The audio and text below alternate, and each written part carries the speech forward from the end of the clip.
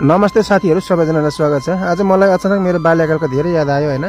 त्यसैले आजको भिडियोमा म तपाईहरुलाई मेरो बाल्यकाल कस्तो थियो भन्ने कुरा थोरै सुनाउन चाहन्छु है।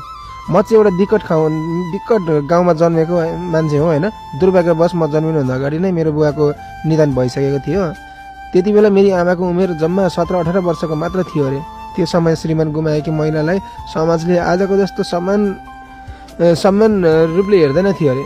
धेरै कुरा सुन्नु पर्थ्यो अरे, धेरै अप्ठ्यारा व्यवहार सहनु पर्थ्यो अरे।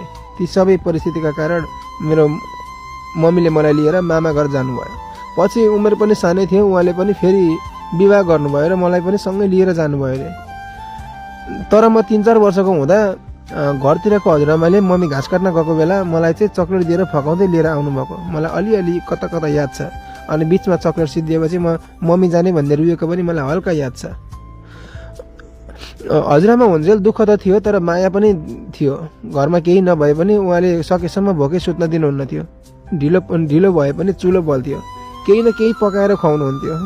उहाँ हुनुहुन्थ्यो भन्ने विश्वास नै मेरो सबैभन्दा ठुलो सहारा थियो। मलाई आज पनि एउटा कुरा एकदमै याद आउँछ। हजुरआमा बजार जानुहुन्थ्यो भने म दिनभरि उहाँको बाटो हेरेर बस्थेँ, कतिखेर आउनुहुन्छ भनेर। आँगनमै बसिरहन्थेँ। टाढाबाट कसैको चुरा बजेको आवाज आयो भने पनि हजुरआमा आउनुभयो भनेर खुसीले दौडेर बाहिर निस्किन्थेँ। तर एउटा दिन यस्तो पनि आयो जब हजुरआमा सधैँका लागि हामीलाई छोडेर जानुभयो। उहाँ बितेपछि पनि धेरै दिनसम्म मेरो बानी छुटेन। कतै चुरा बजेको आवाज सुनिन्थ्यो, एकछिनका लागि मन खुसी हुन्थ्यो, हजुरआमा आउनुभयो जस्तो लाग्थ्यो। तर एक क्षणमै झसङ्ग हुन्थे, फेरि हजुरआमा त कहिले पनि फर्केर आउनुहुन्न। सानो उमेरमा मैले आफ्नै संसार गुमाएको महसुस गरेको थिएँ। साँच्चै भन्नुपर्दा बिहे गर्नुभन्दा अगाडिसम्म यो संसारमा मेरो आफ्नो मान्छे भन्ने महसुस गराउने 2 जना मात्र मान्छे हुनुहुन्थ्यो क्या, हजुरआमा अनि मेरो दाइ। उहाँहरू बाहेक अरू कोही आफ्ना छन् भन्ने अनुभूति नै हुँदैन थियो क्या। भिडको बिचमा पनि आफू एक्लो छु जस्तो लाग्थ्यो। हजुरआमा बितेपछि जीवन झन् कठिन बन्दै गयो। हाम्रो घर जङ्गलको छेउमा थियो। मेरो बाल्यकाल खेल्दै होइन, काम गर्दै बित्यो। बिहान उज्यालो हुनु अघि उठेर गोबर सोर्थे, गाईबस्तुलाई घाँस काट्थे, दुध दुन्थे।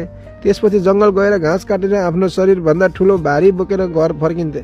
त्यो भारीले त मान्छे नै देखिँदैन थियो, घाँसको भारी मात्र हिँडेको देखिन्थ्यो। थोरै बोकेर आयो भने गाली खाइन्थ्यो, कुटाइ खाइन्थ्यो। त्यसपछि बाँदरले बारीको मकै नखाओस् भनेर दिनभरि बाँदर रुङ्नु पर्थ्यो। दाउरा बोक्ने, खेतबारीको काम गर्ने, यी सबै मेरो दैनिक जीवन थिए। काम सकियो भने मात्र स्कुल जान पाइन्थ्यो, काम बाँकी भयो भने स्कुल छुट्थ्यो। त्यति बेला पढाइभन्दा घरको काम ठुलो थियो। अहिलेका 9-10 वर्षका बच्चाहरू खेलिरहेका हुन्छन्, तर